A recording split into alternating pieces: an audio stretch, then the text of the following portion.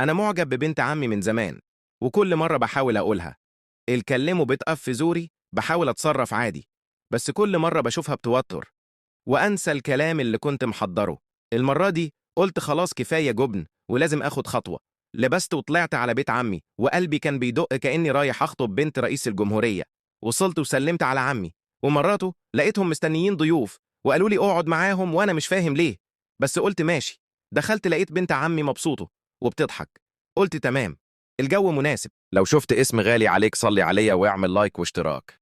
بدأت أتكلم معاها وسألتها هو أنتي فرحانة كده ليه؟ قالت لي جدا، ولسه كانت هتكمل. قطعتها وقلت لها هتفرحي أكتر لما تعرفي إني بحبك من زمان وناوي أطلبك من عمي النهاردة. وشها اتغير فجأة والجو كله اتوتر وعمي ناداني. طلعت لقيت واحد واقف قدام الباب لابس بدله وشكله عريس. سألت عمي، قال لي بكل بساطة ده جاي يخطب سلوى. وساعتها بس فهمت إني كنت بلعب دور البطل في فيلم والبطل التاني دخل من الباب.